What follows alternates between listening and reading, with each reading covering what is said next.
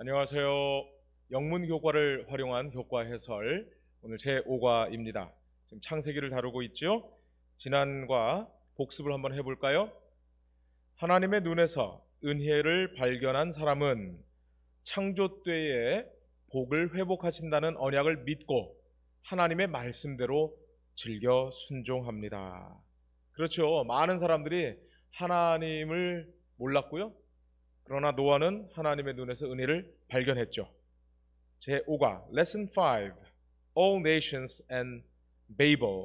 바벨을 베이블 이렇게 이야기합니다. 베이블 모든 민족과 바벨. 창세기 11장 9절 그러므로 그 이름을 바벨이라 하니 이는 여호와께서 거기서 온 땅의 언어를 혼잡하게 하셨음이니라. 여호와께서 거기서 그들을 온 지면에 흩으셨더라. 교회 다니지 않는 사람도 홍수 이야기 또 바벨탑 이야기 익숙하게 잘 알고 있습니다. Therefore, its name is called Babel, because there the Lord confused the language. 자, 언어를 어떻게 했다는 거예요? 언어를 혼잡하게 했다. Confused of all the earth. 이 땅의 언어를 혼잡하게 하셨다. And from there, the Lord scattered them. scatter, 흩으셨다. abroad라는 말이 외국을 말할 때 그 부사로 abroad라고 하는데요. 그러니까 온 천하로 다 흩으셨다라는 의미에다가 over the face of all the earth. 그러니까 지구의 얼굴, 그러니까 지표면 위에 있는 그 모든 땅으로 다 흩으셨다 이런 의미가 되겠습니다. After the flood, 홍수 후에 the biblical account 성경의 그 기록이 어떻게 돼요? Shifts from a focus on the single individual 노아라는 한 개인에게서 이제는 어디로 바뀌냐면 to his three sons Shem, Ham, and Japheth. 자, 셈과 함과 야벳에게로 옮겨간다. The particular attention on Ham. 근데 이제 함에 대해서 특별한 그 주의가 주어지는데요. The father of Canaan. 가나안의 아버지인 함. 그렇죠. 다른 노아의 세 자녀들 중에서 함은 유독 가나안이라는 이름이 등장합니다.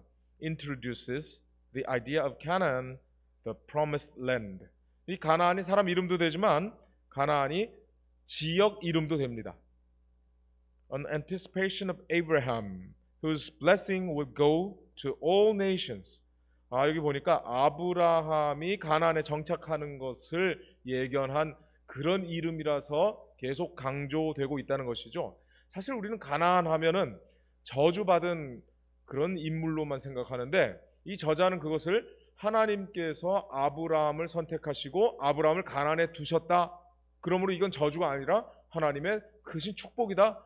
이런 논조로 지금 말하고 있는 것입니다. Anticipation, 예견, 예측 이런 뜻이고요. 자, 한번 볼까요? 창세기 9장 1절 2절에는 하나님이 노아와 그 아들들에게 복을 주셨죠. 그 복이 뭐냐면 생육하고 번성하여 땅에 충만하라. 그런데 이 복이 이 노아의 아들들에게서 조금씩 문제가 생기는 것이 우리가 성경을 통해서 볼 수 있는 내용입니다. 창세기 12장 1절을 한번 보시겠습니다. 여호와께서 아브람에게 이르시되, 이 아브람은 아브라함 되기 이전이죠. 그러니까 하나님께서는 그가 하나님의 부르심을 받고 이런 명령을 주셨어요. 집을 떠나 네게 보여줄 땅으로 가라. 근데 거기서 어떤 복을 주셨냐면 내가 너로 큰 민족을 이루고 내게 복을 주어 내 이름을 창대하게 하리니 너는 복이 될지라. 네, 여기서 아주 중요한 한 가지를 좀 배울 필요가 있는데요. 예전 성경은 복의 근원으로 이렇게 번역이 되어 있지만 영어 성경이나 대부분 다른 번역은요 그냥 복이 될지라, 원어 성경 그대로 You shall be a blessing 이렇게 되어 있어요. 근데 이게 복이 그냥 되나요? 하나님이 복을 주시니 뭐가 되는 거예요? 복이 되는 거예요. 그래서 좀 더 정확하게 얘기하면 예전에 복의 근원은 하나님밖에 복의 근원이 없잖아요.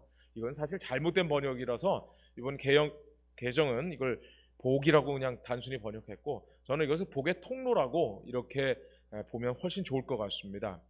여러분 이게 뭐 가는 관이 됐든 또 큰 관이 됐든 여러분 이 관은 말이죠. 거기가 녹슨물을 공급하는 이 관이 더럽거나 지저분하거나 아니면 이 관이 녹이 슬어서는 절대로 복을 나를 수가 없는 것입니다. 관의 크기와 상관없이 여기가 깨끗한 관이라야 하나님이 쓰시는 것이죠.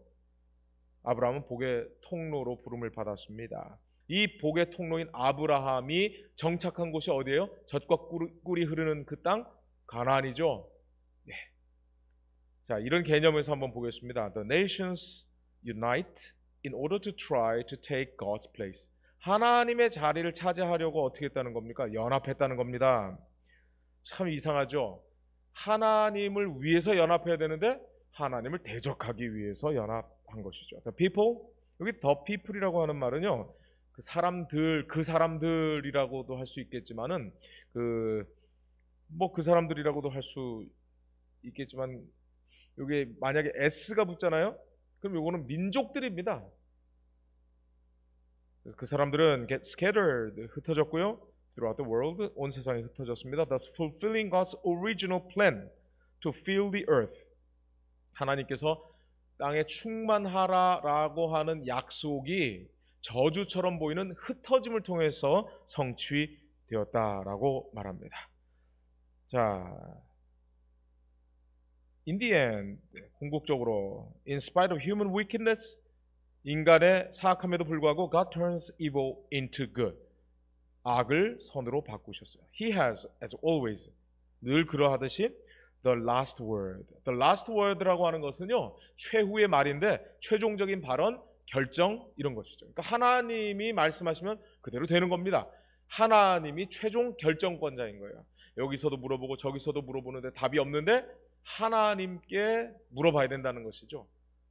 지금 혼란스럽고 어둡고 캄캄한 이때에 우리가 하나님께 물어봐야 최종적인 답을 들을 수 있는 것입니다. 사람에게서가 아니라는 것이죠. 그래서 이 교과의 저자가 서론 부분에서 말씀하고 싶은 것이 뭐냐면 저주를 축복으로 악을 선으로 바꾸시는 하나님을 이 창세기 10장 11장에서 찾아보라, 이런 의도로 이 영어 교과를 쓴 것입니다. 자, 정리해보면요, 일요일은 함에게 내려진 저주, 아까 말씀드렸죠? 가나안이라고 하는 이 지역이 이제 복의 출발 지점이 되는 것입니다. 창세기 족보는 복음이 퍼져나가는 기록, 하나의 언어가 악의 연합을 하나님이 흩어버리시는 내용이고요. 우리가 내려가자. 하나님께서 이 땅에 내려오실 때는 이것이 구원이 될 수도 있고 심판, 멸망이 될 수 있다는 것이죠. 그리고 포로된 자를 구원하심, 이 내용은요, 여기 포로라고 하는 말은 조금 잘못됐고요. 흩어진 자를 구원하신다, 즉 흩어진 자에게 사명을 주신다, 이런 내용으로 이해하시면 좋겠습니다. 자, 일요일입니다. 함에게 내려진 저주, The Curse of Ham. 창세기 9장 20절에는 방주에서 내려온 노아가 농사를 시작합니다. 포도나무를 심습니다. 그런데 포도나무에서 난 그 포도주를 마시고 취합니다. 여러분, 포도나무에서 그냥 먹으면 절대 취할 리가 없겠죠. 왜 그랬을까요? 잘 모르겠습니다만은 아마 이러지 않았을까 싶습니다. 좋은 것은 다 내다 팔아야 되잖아요. 아니면 좋은 것은 다 자식에게 줘야 되고요. 부모가 또 부모 심정으로 안 좋은 것만 이렇게 하다가 아니 그게 발효된 줄도 모르고 그거 먹었는데 어느 날 스트레스를 엄청 받고 이걸 마셨더니 그 기분이 좀 좋아지는 아마 그런 느낌을 받지 않았을까요? 그래서 포도주를 만들기 시작하지는 않았을까요? 이렇게 한번 상상해 봅니다. 그런데 포도주를 마신 것도 문제인데 취할 정도로 마셨습니다. 더군다나 장막 안에서 벌거벗은 일이 벌어졌어요. 성경은 포도주 보지도 말라 그랬고요. 에베소 5장 18절 술 취하지 말라고 분명히 말했죠. 저는 유대인들이 그래서 술을 안 마시는 줄 알았어요. 왜냐하면 구약 성경에 분명히 이렇게 돼 있으니까. 그런데 제가 예전에 아주 어렸을 때에 Fiddler on the Roof라는 영화를 봤어요. 뮤지컬로도 아주 유명하죠. 지붕 위의 바이올린. 여기에 배경이 되는 곳은 지금 현재 전쟁이 일어나고 있는 우크라이나입니다. 우크라이나에서 유대인 아버지가 딸 5을 두고요. 거기서 무슨 잔치가 있을 때 이 피들러. 여러분, 피들러는요, 이 바이올린은 이 정말 전공자가 이렇게 하는 건 바이올린이라고 하고요. 그냥 뭐 배우지 않은 사람들이 즐겁게 신나서 막 이렇게 하는 거, 이걸 피들러라고 합니다. 깽깽이라고도 이렇게 하잖아요. 예. 근데 이 사람들이 거기서 술 마시는 장면을 보자 아주 큰 충격을 받았습니다. 뭐 그도 그럴 것이 유대인들은 구약 성경을 가지고 있습니다만은 거기서 메시아를 찾지 못했고요. 거기서 올바른 정말 진리를 100% 이 사람들이 그대로 살지 않는 것을 우리가 알 수 있죠. The fermentation of fruit was not a part of God's original creation. 하나님께서 처음 창조하신 그 창조에는요, 과일을 발효시키는 것은 뭐 당시에 당연히 없죠. The fact that Ham saw his nakedness, 이 함이 아버지의 그 벗은 것을 보았다라고 하는 것이 꼭 마치 하와가 그 금지된 그 과일, 즉 선악과를 본 것과 아주 비슷한 어떤 그런 뉘앙스를 보여주고 있습니다. This parallel, 이 평행 구절은 suggests that Ham did not just see furtively by accident. 그러니까 어쩌다가 우연히 이게 본 게 아니라고 하는 그러한 암시를 주고 있다는 것이죠. He went around and talked about it.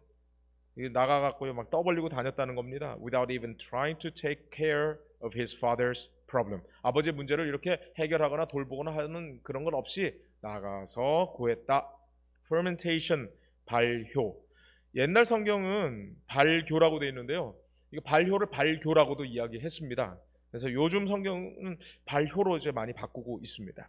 By accident, 우연히, by chance 똑같은 말이고요. 여러분, 노아가 어떤 사람이었습니까? 하나님의 은혜를 입었더라. 하나님의 눈에서 은혜를 발견한 사람 아닌가요? 그리고 노아는 의인이라고 또 완전한 자라는 평가를 들었습니다. 그 이유가 뭘까요? 노아의 유전자가 지금 타락한 우리와 달랐을까요? 우리의 품성과 달랐을까요? 성경은 그게 아니라는 거예요. 하나님하고 동행하는 한 그는 의인이었고 완전한 자였어요. 그렇지 않았더라면 그가 술을 마실 리가 없었고 하체를 벌거벗는 불미스러운 일이 없었겠죠. 그는 하나님께 제단을 쌓고 번제를 드리는 그런 신앙인이었습니다. 그러나 그가 어느 한순간에 실수하는 모습을 우리는 보게 됩니다.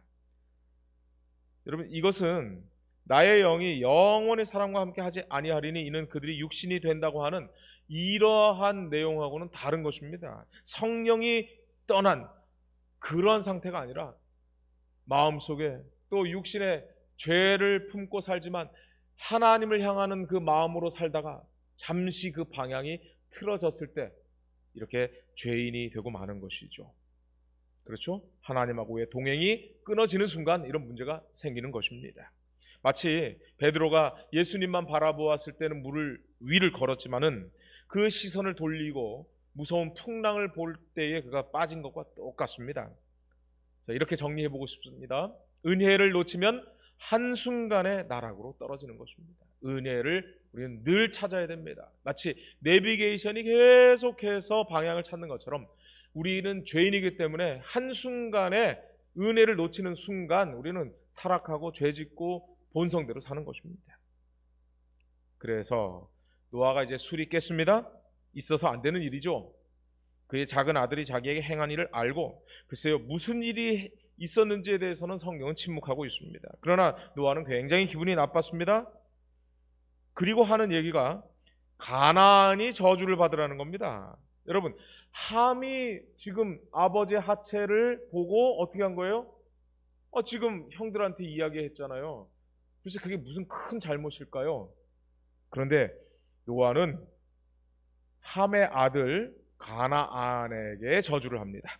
그리고 여기 작은 아들이라고 하는 것이 글쎄요 함이라고 이야기하는 사람도 있지만 이것은 가나안이 그랬을 것이다 라고 생각하는 학자들도 있습니다. 그리고 좀 더 심하게 이 아버지의 하체 아니면 가나안이니까 할아버지의 하체를 성적인 만족으로 사용했다라고 주장하는 그런 신학자들도 있습니다. 뭐 나름 일리가 있어 보이기는 합니다. 그러나 어찌됐든 간에 성경은 아버지에 대하여 존경심을 가지지 않은 그 함과 그의 아들 가나안, 즉 손자 가나안에게 저주를 부었다 이렇게 말합니다. 근데 함의 잘못에 왜 아들 가나안, 그러니까 손주죠. 손주 가나안이 저주를 받는가? 성경 에스겔 18장 20절은 범죄하는 그 영혼은 죽을지라. 아들은 아버지의 죄악을 담당하지 아니할 것이요 아버지는 아들의 죄악을 담당하지 아니하리라. 여기 분명하잖아요. 아들은 아버지의 죄악을 담당하지 않는다는 거예요. 그래서 오리게네스라고 하는 그 초대 교부는 이렇게 말했습니다. 가나안이 그 할아버지의 수치를 먼저 보았고 그것을 자기의 아버지인 그 함에게 말했다. 그래서 함도 저주를 받고 또 가나안도 저주를 받았다라고 하는 전승에 대하여 오리게네스가 말하고 있습니다. 뭐 어떤 것인지에 대해서 우리가 정확하게 알 수는 없습니다만은 이 가나안도 어쨌든 이 불미스러운 사건에 연루된 것만은 틀림이 없습니다. 가나안이 떳떳하지 못했다고 하는 것은 분명하다는 얘기죠. 자, 하와 그리고 함 또는 가나안은 금지된 나무를 어떻게 했어요? 보았죠. 금지된 장면 아버지 하체를 보았죠. 혼자 있었습니다. 좋고 탐스러워 보였습니다. 그리고 그 후에 나가드, 알렸다라는 말이 나오는데요. 똑같은 단어 함에게도 알렸다라는 말이 나옵니다. 그래서 학자들은 여기에 빈칸이 뭐예요? 좋고 탐스러움. 있어서는 안 된 그 성적인 욕구를 노아에게서 취했다, 뭐 이렇게 주장을 하는 것입니다.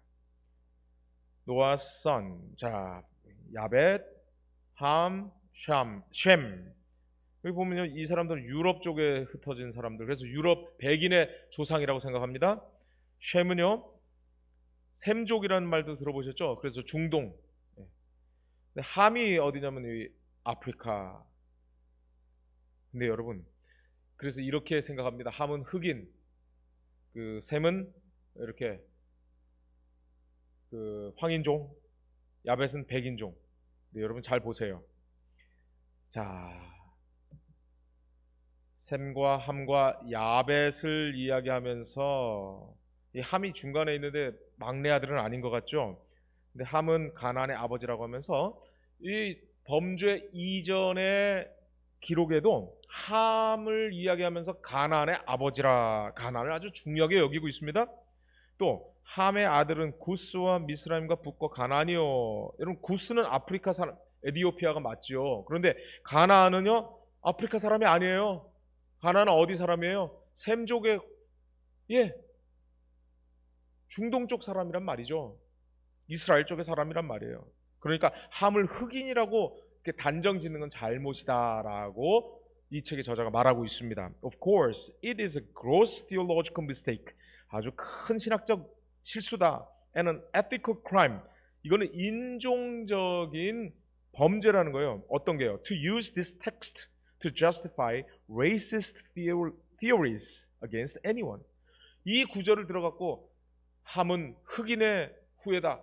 함은 저주받았다. 그러므로 흑인들은 저주받았다. 그래서 여러분, 기독교 국가에서 아프리카 흑인들을 노예로 삼지 않습니까? 성경을 잘 읽어야 돼요. 잘못 읽으면 큰 문제가 생깁니다. 심지어 여러분, 독일에서는요, 성경을 잘못 읽고 자기 아리안족들이 우세하다고 생각해가지고요, 여러분, 유대인들을 핍박하고 죽이는 일에 이 한 사람, 히틀러가 나섰더니 독일 국민들도 그렇게 따라하지 않나요? 성경을 잘못 보면 이렇게 큰 문제가 생기는 것입니다. 그런데 여러분, 여기 재미있는 말이 있죠? The curse contains a promise of blessing. 저주에는 뭐가 포함되어 있는 거예요? 축복의 약속이 있다라는 겁니다. Playing on the name Canaan, which is derived from the verb kana, meaning subdue. subdue라는 것은 복종하다, 억누르다 이런 뜻인데요. 그 카나라고 하는 말에서 가나안이 나왔다라고 이야기하면서 하나님의 계획에 복종하는 지역이 바로 가나안이다. 이렇게 이야기하는 것이죠. subdue, 복종, 억누르다, 정복하다. 자, 여기 보시면 내 백성아 내 말을 들으라. 이스라엘아 내 도를 따르라. 그리하면 내가 속히 그들의 원수를 누르고, 누른다. 이게 바로 카나입니다. 카나. 그러니까 가나안이라고 하는 그 이름은 바로 하나님이 이렇게 누르다. 하나님이 이제 누르다. 그리고 창세기 9장에도 보시면 가나안은 그의 종이 된다라고 했는데, 여러분 종이라고 하는 게 뭡니까? 주인이 시키는 대로 하는 것이잖아요. 자기의 감정을 억누르고 자기의 생각을 억누르고 하나님 주인의 뜻을 받드는. 그래서 이 가나안이 그렇게 변신할 것이 예언되어 있다라고 지금 둑항 박사가 얘기했는데요. 저는 이런 쪽으로 생각은 미처 해보지 못했어요. 근데 이번 공부하면서 참 그럴듯하다, 맞다, 이런 생각이 들더라고요. 저주의 아들 가나안이 이제는 하나님이 축복의 그 통로로 삼으시는 아브라함이 살게 되고, 거기 가나안에서부터 유럽으로, 밑으로 아프리카로, 아시아로 퍼져나가는 정말 복음의 요충지로서 바뀌게 되죠. 누가 오면서요? 아브라함이 오면서. 저주의 아들이었던 가나안, 그런데 이제는 사역의 장소로 달바꿈하는 가나안이 된 것입니다. 여러분, 가나안에 바로 아브라함이 들어갔어요. 가나안에. 그리고 하나님은 그 가나안에 대해서 뭐라고 얘기하냐면, 이게 복을 주시니까 아브라함이 복이 되는 겁니다. 그리고 뿐만 아니라 땅의 모든 족속이 누구 때문에? 아브라함으로 말미암아 복을 얻게 된다는 겁니다. 그래서 이번 5과의 제목이 뭐냐면, 모든 백성들과 바벨. 그러니까 바벨이라고 하는 것은 저주처럼 보이지만 하나님께서 흩어버림으로 모든 족속이 복을 받게 되는 이 놀라운 반전을 여기서 예고하고 있는 것입니다. 자, this is a prophetic allusion, 예언적 그 암시인데, to the expansion of God's covenant to all nations. 아브라함을 통해서 그 언약이 점점 확대되어야 한다는 말씀과 더불어서, 믿음으로 우리가 아브라함의 조상을 둔 사람들이 아니잖아요. 우리는 한국 사람들이잖아요. 그런데도 불구하고 아브라함의 언약이, 하나님의 언약이 우리에게까지도 이게 미치게 되었다라는 것이죠. The curse of Ham, 함의 저주는 in fact 사실상 be a blessing for all nations. 그렇습니다. 만약에 바벨탑을 쌓지 않았더라면, 또 가나안이 저주를 받지 않았더라면 그 복은 퍼져나가지 않았을 것이라는 가정하에 그 저주도 뭐가 된다는 거예요? 복이 된다는 것이죠. 자, 또 가나안 출신 여인이 있습니다. 라합입니다. 여리고의 전투 아시죠? 거기서 기생 라합이 정탐꾼들을 살려줬고요. 나중에 살몬은 라합에게서 보아스를 낳고, 보아스는 루색에서 오벳을 낳고, 오벳은 이새를 낳고, 이새는 누굴 낳습니까? 다윗 왕을 낳았죠. 여러분, 이 계보에서 메시아가 나오잖아요.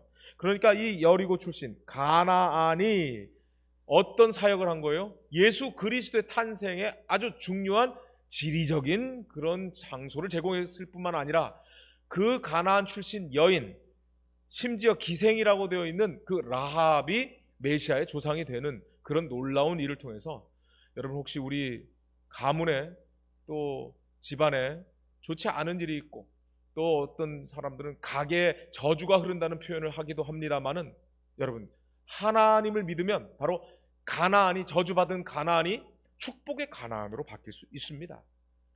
메시아의 탄생을 위한 종 가나안, 저주인가 축복인가? 여러분 한번 깊이 생각해 보십시오. 자, 월요일 창세기의 족보, The Genesis Genealogy. 강세가 여기 있어요. Genealogy, 족보입니다.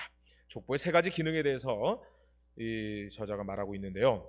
The biblical genealogy has three functions. 세 가지 기능이 있다. First, it emphasizes the historical nature of the biblical events. 성경의 사건들의 그 역사적인 그 특징들, 이런 것들을 강조하고 있는데, which are related to real people. 그러니까 성경에 나오는 사람들이 진짜 사람들이라는 거죠. 족보가 있다는 얘기는 실제 살았던 사람들이라는 얘기예요. Second, it demonstrates the continuity from antiquity to the contemporary time of the writer. 그러니까 성경을 기록했을 그 당시에 사람들 그 이전으로 거슬러 옛날로 거슬러 올라가는데 거기서부터 쭉 이어지고 있다. 그래서 이것은 a clear link from the past to the present. 과거에서 현재로 이어지는 분명한 뭐가 있다는 거예요? 링크가 있다는 거예요. 그래서 사실은 이 족보라고 하는 것은 과거서부터 지금까지 내려온다. 이런 특징이 있다는 거죠. Third, it reminds us of human fragility and of the tragic effect of sin's curse. 죄의 저주가 거기에 담겨 있다는 거예요. 여러분, 세상의 역사책에는 그렇지 않지요. 여러분의 족보책을 한번 보세요. 거기에 누가 누구랑 결혼해서 누구를 낳았다라는 얘기가 있지 거기에 저주는 없거든요. 거기에 죄의 흔적이 없거든요. 그런데 성경에 나오는 저주는 특별했어요. 그래서 족보의 세 가지 기능이 실제 인물들에 대한 이야기고 그 인물들이 과거 현재를 이어서 보여준다. 죄의 저주를 알려준다. 그러고 보니까 실제로 어떤 변화가 있었는지를 알게 되죠. 아담 930, 910, 셋, 에노스, 게난, 마할랄레, 야렛, 에녹, 무드셀라 제일 오래 살았죠. 969세. 라멕은 정말 단명했습니다. 777세. 노아는 950세. 근데 이때부터 줄어들었어요. 600, 600, 438, 433. 그러더니 나홀에 가서는 230, 데라, 아브람 175세. 이때부터는 200살 넘는 기록이 성경에 나오지를 않습니다. 그리고 나중에는요 100살 넘는 것도 쉽지 않아서 70세, 80세면 운명을 다 했다라고 보는 것이죠. 그럼 내셔널 지오그래픽이라는 책이 있지요. 잡지. 거기는 이 아이가 120살까지 살 것이다 라고 했는데요. 몇 년 후에 나온 타임즈는 이제 이 아이가 142세까지 살 수 있다 라고까지 이야기합니다. 그래봤자 우리 200도 못 넘기는 인생입니다. 확실히 성경의 기록을 보면 인류는 진화하는 것이 아니라 퇴화하고 있어요. 다니엘서의 예언도 보십시오. 금머리로 상징된 바빌로니아, 은, 여기는 메도 퍼시안이라고 되어 있죠. 그러니까 메도는 메대를 이제 영어식으로 이렇게 미디아를 이렇게 한 겁니다. 그 다음에 페르시아 연합국이 있죠. 그 다음에 헬라, 로마. 그 다음에 여기 홀리 로만 엠파이어라고 되어 있는데 이것은 로마 교회를 의미하는 것입니다. 여러분 놀라지 마십시오. 여기 발가락 시대 우리 살고 있다고 하잖아요. 진흙과 이 쇠가 섞여 있는데 이거는 화학적 결합을 이룬 게 아니에요. 그냥 진흙이 덮어 있는 거예요. 다시 말하면 이때 이 강력한 로마 제국 이 성질이 그대로 지금까지 이어져 오고 있지만 과거에 포악했던 로마의 모습은 지금 진흙으로 살짝 덮여 있는 시대에 우리가 살고 있는 것이죠. 인류는 금메달, 은메달, 동메달처럼 점점 퇴화하고 있습니다. 그런데 놀랍게도 하나님의 족보는요 거꾸로 올라갑니다. 그 위는 에노스요, 그 위는 셋이요, 그 위는 아담이요, 그 위는 누구라? 하나님이시니라. 참 감사한 일이죠. 그 위는 하나님이시니라.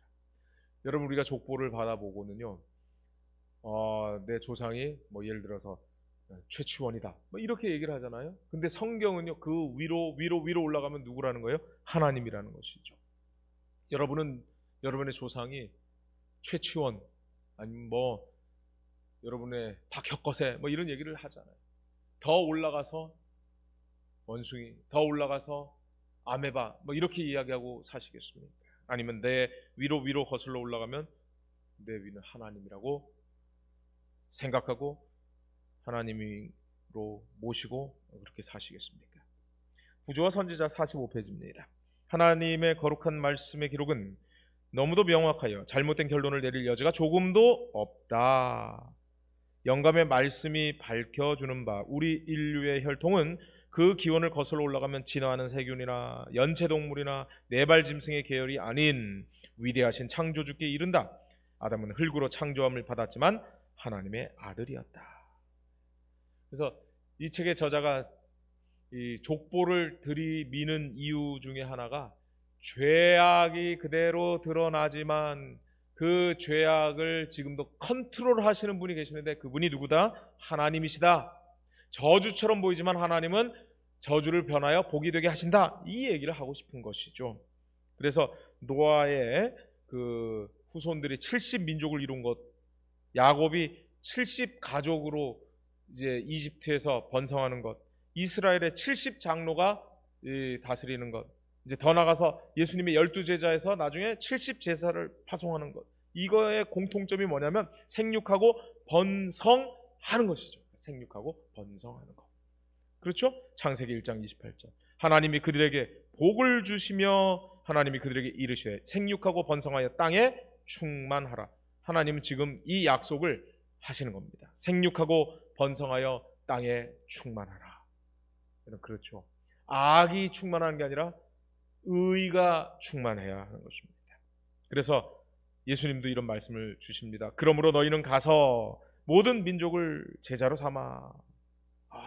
전도해야 되는 이유가 뭐냐면 바로 복음을 받아들인 의인들이 이 세상을 어떻게 하는 거예요? 정복하고 이 세상을 하나님의 은혜로 다스리는 그 사명을 받은 것인데, 바벨탑을 쌓는 사람들은요 그렇게 하지 못했다는 것이죠.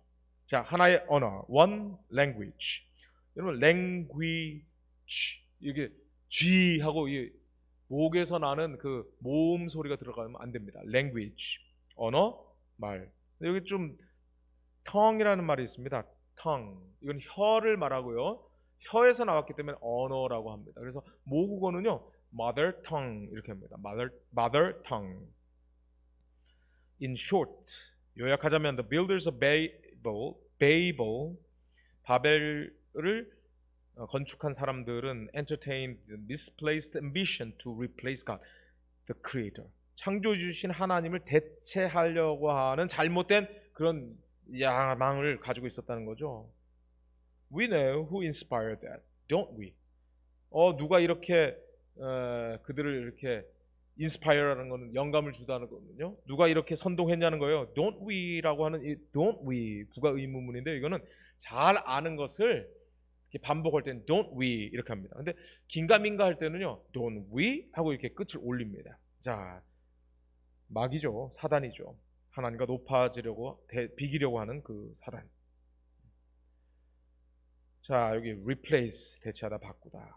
네, 여러분, 창세기 11장 3절은 참 재미있습니다. 서로 말하죠. 그리고 만듭니다. 또 말하되, 자, 성읍과 탑을 건설하여 또 만들죠. 이때는 잘 통했어요. 너무너무 잘 통했어요. 같은 하나의 말이어서 잘 통했을까요? 어떤 그 아줌마 둘이 여기 그 왜 베트남, 뭐 필리핀 이렇게 해서 농촌에 가면은 그 장가 못 간 사람들 위해서 이렇게 프랭카드를 붙여놨어요. 외국인 아가씨들을 이제 중매하는 것이죠. 야, 어떻게 외국 사람하고 사냐, 말이 통하냐 이랬대요. 그랬더니 옆에 친구가, 야, 니는 네 신랑이랑 말이 통해서 사냐 이랬대요. 여러분, 언어가 하나라서 통했을까요? 아닙니다. 이것은 마귀가 하나님의 약속을 이루지 못하게 하기 위해서 그들을 하나로 묶는 것이죠.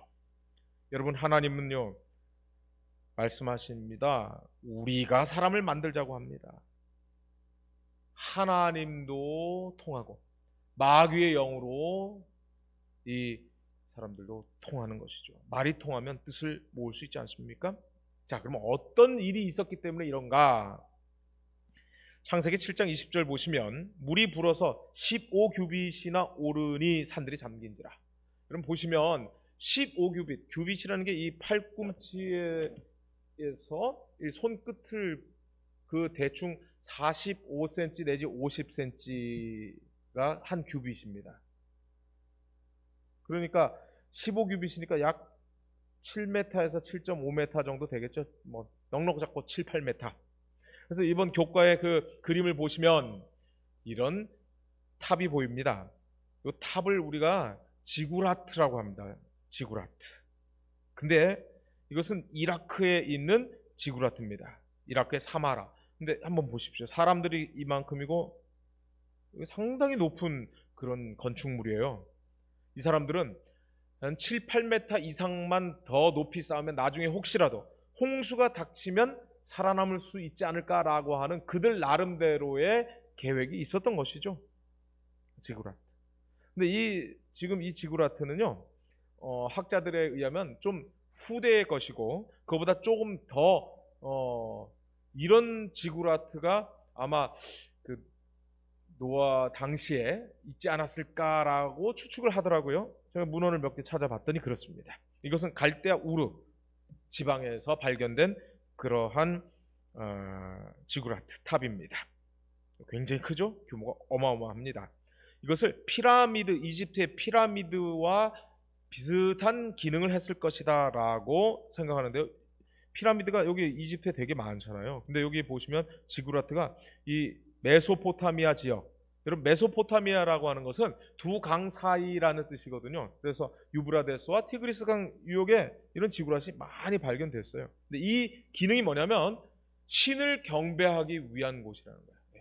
그러니까 여호와 하나님 말고 여호와 하나님 못 믿겠다는 거예요. 홍수를 주지 않겠다고 했는데 비가 와서 강이 넘쳐서 거기서 몇 명이 죽었으니까 하나님 못 믿겠다 이런 주장들이 자꾸 나오면서 무지개 그거 봐서 뭐하냐, 무지개 보면은 뭐 워즈워드가 가슴이 뛴다고 하는, 가슴 뛰어서 뭐 하겠느냐 이런 얘기들이 오간 것이죠. 그리고 이 실질적으로 우리가 답을 쌓아보자.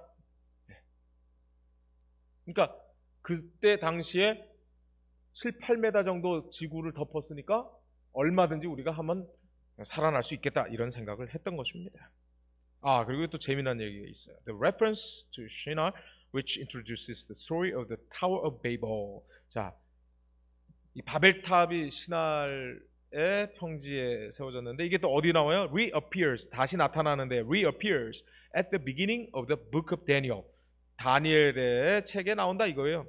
In order to designate, 이거는 디자인 아니고요. designate the place where Nebuchadnezzar has brought the articles of the temple of Jerusalem. 예루살렘 성전에서 가지고 온 그 기명을 어디다가 뒀냐면요. 바로 신할 땅에 두었죠. 그래서 이게 굉장히 유사성이 있다. 자, 한번 볼까요? 스태츄. 이거는 뭐예요? 조각상. 동상을 우리 브론즈 스태츄라고 하고요. 흉상 버스트, 스컬프처 이렇게 해야 됩니다. 자유의 여신상, Statue of Liberty, Statue of Liberty. 자, 이렇게 성을 쌓았는데 그 성이 어떻게 됩니까? 성공하지 못했죠. 근데 그 성이 다시 또 반복될 것입니다. 큰 성 바벨론. 그런데 성경은 무너졌도다, 무너졌도다, 큰 성 바벨론이요. 여러분 왜 이렇게 미래에 있을 바벨론에 대하여 과거형으로 썼을까요? 그건 너무나 확실하기 때문에 쓴 겁니다. 예를 들어서 친구들끼리 싸울 때 이러죠. 너 죽었어? 아직 버젓이 살아있는 애한테 너 죽었어? 그 얘기는 뭐예요? 내가 너 아주 그냥 응징하겠다 이런 뜻 아니에요? 무너졌도다, 무너졌도다 이것은 예언적으로 확실하기 때문에 미래의 이야기인데도 과거형으로 쓴 것입니다. 여러분 창세기 6장 2절 3절 보세요. 왜 노아 시대에 문제가 있었어요? 자기들이 보기에 또 자기들이 좋아하는 사람들을 선택하면서 하나님하고 완전히 거리가 멀어졌죠. 그래서 하나님의 영이 더 이상 사람들과 함께하지 않는다라고 하셨어요. 마찬가지입니다. 바벨탑을 쌓은 사람들도 자기들이 딱 보고 그래 우리가 이렇게 하면 참 좋겠다. 바벨탑을 하나님이 흩으셨어요. 바벨탑도 그렇지만 바벨론도 마찬가지입니다. 이 마지막 시대 바벨론도 자기들이 볼 때 자기들이 좋은 방법으로 뭔가를 하겠죠. 그러나 그것도 무너진다는 것이죠. 성령이 떠난 사람들의 선택이 이렇게 어리석은 것입니다. 수요일입니다. 우리가 내려가자. Let us go down. 여기도 우리가 나오죠. 그러니까 하나님은 혼자서 독단적으로 하지 않는 모습을 우리가 여기서도 살펴볼 수 있겠습니다. Ironically, although the men were going up. Ironically라고 하는 것은 이상하게도 아니면은 좀 그러니까 모순되게도 사람들은 어떻게 하는 거예요? 올라가요. 근데 God had to come down to them. 그들에게로 내려오셔야 돼요. 하나님은. 사람은 올라가려고 하고 사람은 올라가려고 그러죠. 높은 자리로 올라가려고 그러고 그리고 하나님은 내려오고 사람은 자꾸 높아지려고 하고 하나님은 겸손하게 이 땅에 종으로 오셨죠. 그래서 Jesus came down to us. 예수님이 이 땅에 오셨다는 거예요. 왜요? In order to save us. 우리를 구원하시기 위하여. 하나님이 내려오시는 것은요, 두 가지 측면에서 볼 수 있어요. 십자가도 마찬가지예요. 고린도전서 1장 18절. 십자가의 도가 멸망하는 자들에게는 미련한 것이요 구원을 받는 우리에게는 하나님의 능력이라. 여러분, 십자가가 누군가에게는 구원이 되지만 십자가가 누군가에게는 미련해 보이고 별로 중요해 보이지 않고 결국은 멸망받게 된다는 것이죠. 두 가지 측면이 있다는 거예요. 그럼 또 여러분, 경찰차 딱 보면은요, 저도 모르게 차 가다가 이렇게 브레이크에 발이 올라가요. 뭐 잘못도 안 했는데 이상하죠? 그래서 사이렌 소리만 들어도 이거 그냥 움츠러드는 게 대부분 사람입니다. 그런데 제가 아는 어떤 분의 아버지가 경찰인데요, 얘는 경찰차 소리만 들으면 우리 아빠 오는가 하고 아주 반갑게 경찰차만 오면은 그냥 이렇게 밖을 내다본다 그래요.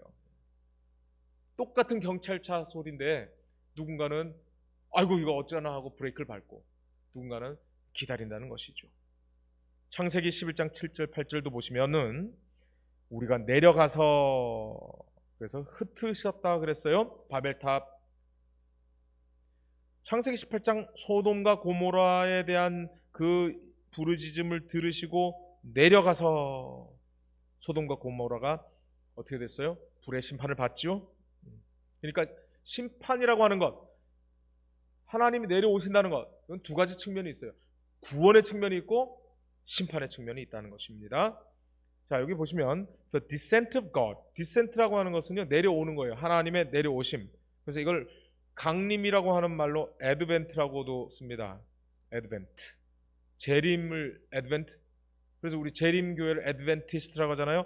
adventist 아니고요, adventist입니다. adventist. adventist 이렇게 얘기하면 잘못된 겁니다. 자, 여기 보시면 이게 믿음으로 말미암는 의와도 연관이 있고, 왜냐하면 우리 스스로 하늘에 올라갈 수 없고 우리 스스로 구원받을 수 없기 때문에 우리 예수님이 이 땅에 우리를 구원하시기 위해서 내려오시잖아요. 이건 또 하나님의 은혜와도 연관이 있다라는 것이죠. 그래서 마태복음 25장이, 여러분 마태복음 24장을 보시면 뭐가 나와요? 재림의 징조에 대한 이야기가 나오잖아요. 그리고 25장은 재림의 준비에 대한 이야기입니다. 세 가지 비유가 나오죠. 열처녀의 비유, 달란트의 비유, 그리고 양과 염소의 비유. 근데 여기는 참 재미있는 공통점이 있는 것을 발견하게 됩니다. 신랑이 오죠, 주인이 옵니다, 인자가 옵니다. 이렇게 오는 일을 통해서 어리석은 처녀와 슬기로운 처녀가 구별돼요. 주인이 오므로 착하고 충성된 종과 악하고 게으른 종이 구별됩니다. 인자가 오므로 영생에 들어갈 양의인과 영벌을 받을 염소 악인이 구별되죠. 그러므로 이 바벨탑 사건과 관련해서 하나님이 내려온다라고 하는 얘기는 얼핏 보기에는 하나님께서 인간의 계획을 흩어버리시고 방해하시고 심판하시고 멸망시키는 것처럼 보이지만, 또 다른 측면에서 그것은 하나님의 구원의 사역이고 놀라운 섭리가 들어 있다는 것입니다. 하나님의 오심, 심판은 구원과 멸망 두 가지가 포함되는 것이죠. 자, 이제 마지막 목요일입니다. 포로된 자를 구원하심, The redemption of the exile.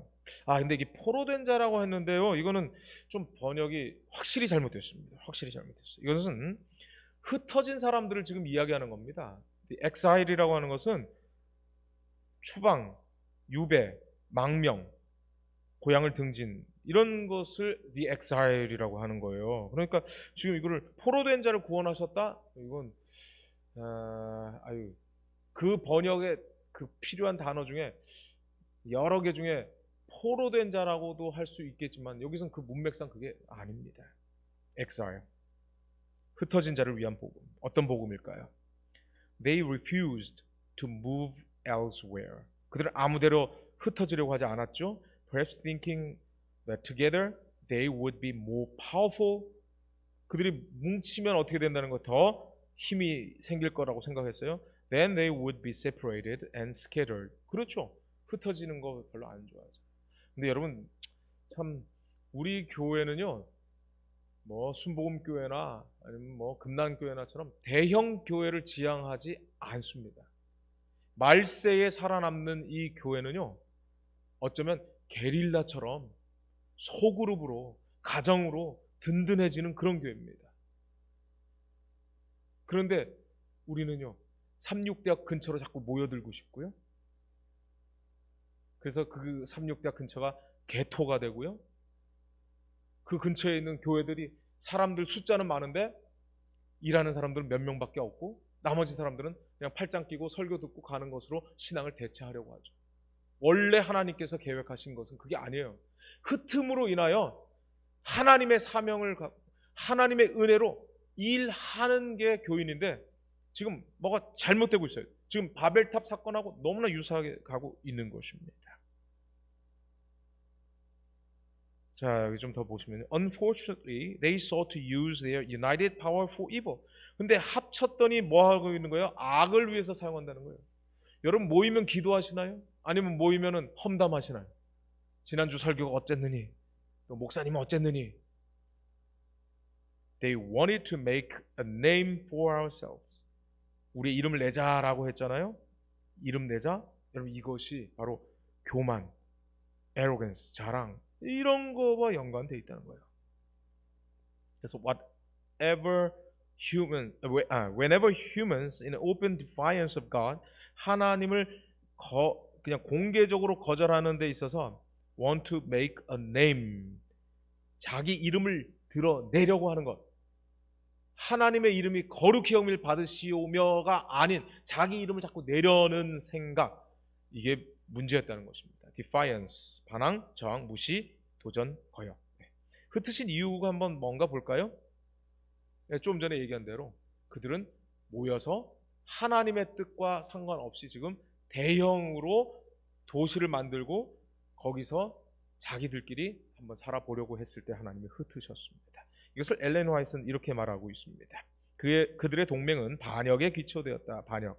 그들은 하나님의 주권이나 영광을 인정하지 않고 자신들을 높이고자 왕국을 건설하려고 하였다. 만일 이 동맹이 허용되었더라면 그것이 한 강대국이 되어 지상에서 의로움, 평화와 행복과 안전도 포함하는 이것을 몰아내는데 그 통치력을 사용했을 것이다. 즉 그들이 모여서 하나님을 영광스럽게 하는 대신에 하나님의 뜻을 이루는 대신에 자기들 뜻대로, 즉 그 뒤안길에는 바로 마귀가 있겠죠. 이렇게 될 거라는 것이었습니다. 사람들은 거룩하며 의로우며 선한 하나님의 율법을 그들 자신의 이기적이며 잔인한 마음의 의도와 맞는 법으로 대체하려고 노력하고 있었기 때문에 하나님이 흩으셨다는 겁니다. 여러분 다니엘서에서 우리가 이 구절을 잘 아시죠. 왕께서 쇠와 진흙이 섞인 것을 보셨은즉 그들이 다른 민족과 서로 섞일 것이나 그들이 피차에 합하지 아니함이 쇠와 진흙이 합하지 않음과 같으리라. 서로 섞이긴 하지만 결코 합하지 못한다는 겁니다. 근데 이 예언이 계시록 16장에 이렇게 되어 있습니다. 또 내가 봄에 개구리 같은 새 더러운 영이 용의 입과 짐승의 입과 거짓 선지자의 입에서 나오니, 여러분 개구리 같은 새 더러운 영이 용의 입과 짐승의 입과 거짓 선지자의 입에서 나오는 겁니다. 그들은 귀신의 영이라. 근데 전쟁을 위하여 그들을 어떻게 하는 거예요? 모으더라. 악을 위해서 뭉쳤어요. 용과 짐승과 거짓 선지자가 뭉쳤어요. 그리고 그들의 입에서 개구리 같은 새 더러운 영이 나와요. 여러분 개구리 소리 들어보셨죠? 얼마나 시끄럽습니까? 너무너무 시끄러워가지고 무슨 소리인지 옆에서 알아듣지도 못하게 만드는 그 개구리 같은 더러운 영, 이것이 용의 입에서, 짐승의 입에서, 거짓 선지자의 입에서 나와서 사람들을 미혹하는 것입니다. 다니엘 7장 20절에 보시면 그 작은 뿔을 설명하면서 큰 말을 하는 입이 있었죠. 하나님을 대적하는 큰 말을 하잖아요. 용이 그렇게 하지 않습니까? 또 계시록 13장 6절에 짐승이 입을 벌려 하나님을 향하여 비방하되, 여러분 이 짐승은 계시록 13장에서 바로 가장 강력한 정치 세력을 뜻하는 것을 우리가 압니다. 여러분 어느 나라인지 아시겠죠? 지금 가장 강력한 나라. 이것은요. 가장 강력한 종교적인 세력. 그런데 이것에 합쳐서 거짓 선지자들이 일어나겠다는 겁니다. 그래가지고 한결같이 용과 짐승과 거짓 선지자가 삼중연합하여 개구리같이 시끄러운 이야기를 하는데 바로 아버지와 아들과 성령의 그 부드럽고 신사적이고 젠틀한 그런 연합이 아니라 왁자지껄한 그런 연합을 하겠다라고 예언이 되어 있어요. 그리고 여러분 우리 교회 가장 필요 성령이라는 책에 보시면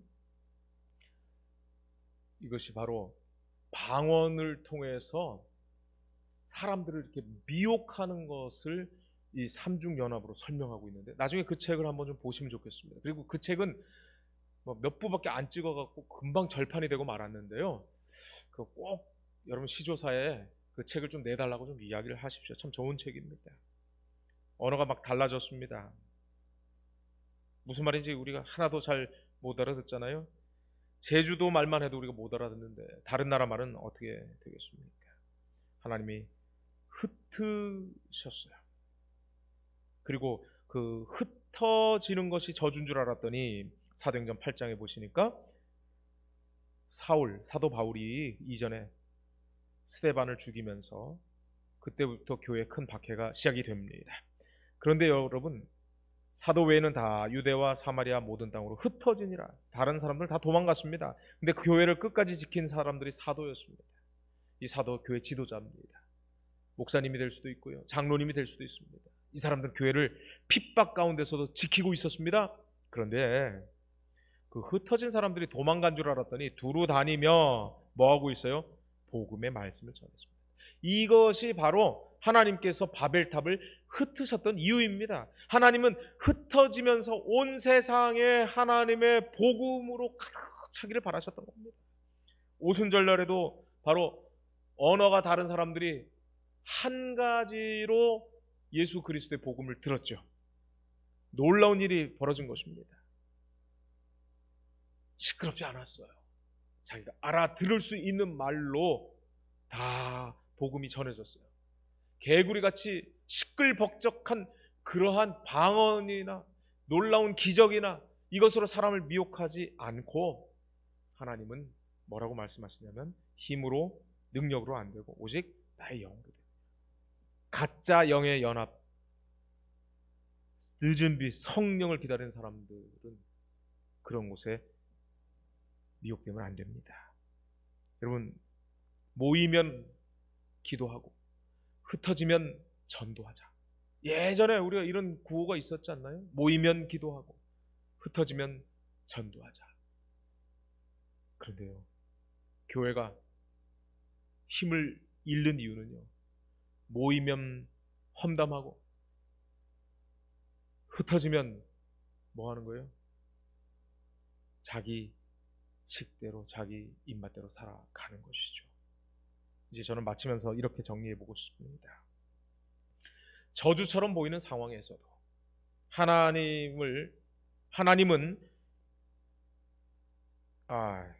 저주처럼 보이는 상황에서도 하나님은 복으로 바꾸신다는 믿음으로 땅 끝까지 이르러 예수의 증인이 되자. 바벨탑에서 흩어진 사람들이 그 일을 이루지 못했죠. 이 마지막 때에 우리가 흩어지는 그 일을 통해서 복음을 전해야 하겠습니다. 감사합니다.